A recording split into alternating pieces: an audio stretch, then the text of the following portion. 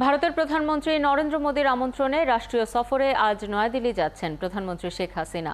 গুরুত্বপূর্ণ এই দ্বিপক্ষীয় সফর উপলক্ষে ২১ থেকে ২২ জুন নয়াদিল্লিতে অবস্থান করবেন তিনি। দিল্লিতে পৌঁছার পর প্রধানমন্ত্রী শেখ হাসিনার আবাসস্থলে তার সঙ্গে সৌজন্য সাক্ষাৎ করবেন ভারতের পররাষ্ট্রমন্ত্রী ডক্টর এস জয়শঙ্কর। দ্বিতীয় দিন ২২ জুন সকালে প্রধানমন্ত্রী শেখ হাসিনাকে নয়াদিল্লির ফোরকোর্টে রাষ্ট্রপতি ভবনে আনুষ্ঠানিক সংবর্ধনা দেয়া হবে। প্রধানমন্ত্রী সশস্ত্র সালাম গ্রহণ এবং গার্ড অফ অনার পরিদর্শন করবেন। এরপর প্রধানমন্ত্রী শেখ হাসিনা রাজঘাটে অবস্থিত মহাত্মা গান্ধীর সমাধিসৌধে পুষ্পস্তবক অর্পণ এবং পরিদর্শন বইয়ে সই করবেন। একই দিন প্রধানমন্ত্রী নরেন্দ্র মোদীর সঙ্গে আনুষ্ঠানিক বৈঠক উপলক্ষে হায়দ্রাবাদ হাউসে যাবেন প্রধানমন্ত্রী শেখ হাসিনা। সেখানে ভারতের প্রধানমন্ত্রীর সঙ্গে বাংলাদেশের প্রধানমন্ত্রীর একান্ত বৈঠক অনুষ্ঠিত হবে। নরেন্দ্র মোদীর আমন্ত্রণে প্রধানমন্ত্রী আজ রাষ্ট্রীয় সফরে নয়াদিল্লি যাচ্ছেন। সফরের আরও খবর জানাতে আমাদের সাথে নয়াদিল্লি থেকে যুক্ত হচ্ছেন সহকর্মী ঝুমুর বাড়ি।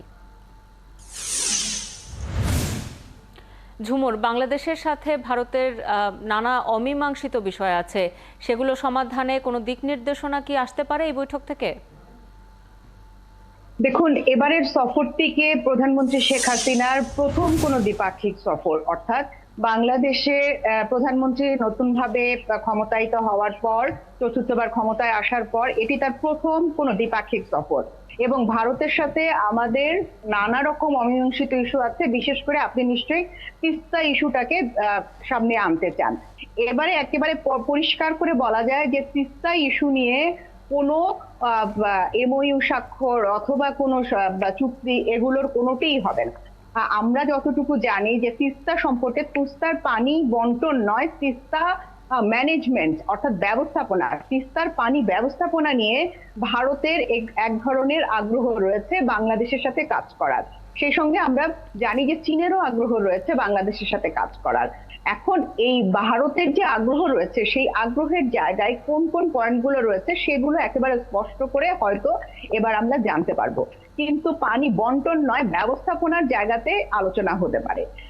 এছাড়া আমরা যদি দেখি যে বাণিজ্য বিষয়ে আপনাকে এর আগে সংবাদ সংযোগে বলছিলাম যে বাণিজ্য বিষয়ে একটি সমঝোতা স্মারক হতে পারে, যেন নিত্য প্রয়োজনীয় পণ্যের যে সরবরাহ সেই সরবরাহের ক্ষেত্রে আমরা হঠাৎ করে কোনো ধরনের ঘাটতির মধ্যে না পড়ি।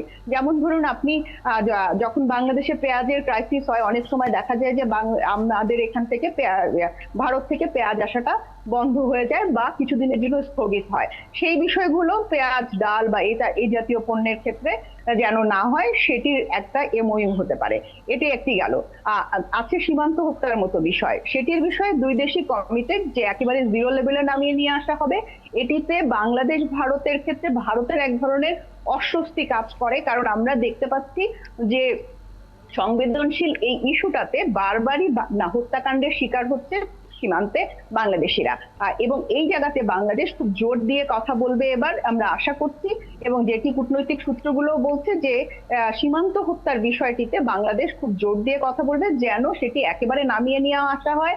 নন লিথানাল ইকুইপমেন্ট, অর্থাৎ যেটি প্রাণ রোধক নয় এরকম গুলি ব্যবহার করা হয়, সেই বিষয়গুলোতে সচেষ্ট হওয়ার ক্ষেত্রে এটি মোটামুটি মোটা দাগে বলা যায়। কিন্তু এছাড়া আমরা জানি যে 4 জন মন্ত্রী আসছেন, সরকারের একজন উপদেষ্টা আসছেন, বিদ্যুৎ মন্ত্রী প্রতিমন্ত্রী আসছেন, সরকারের সালমান এফ রহমান আসছেন সাথে। সেখান থেকে আমরা যেটি অনুমান করতে পারি যে এখন পর্যন্ত এই দুটি খাত ছাড়া অন্য কোনো খাতে, এবং বাণিজ্য মন্ত্রী আসছেন, তো সেই ক্ষেত্রে অন্য কোনো খাতে কোনো ধরনের এমওইউ হওয়ার সম্ভাবনা নেই।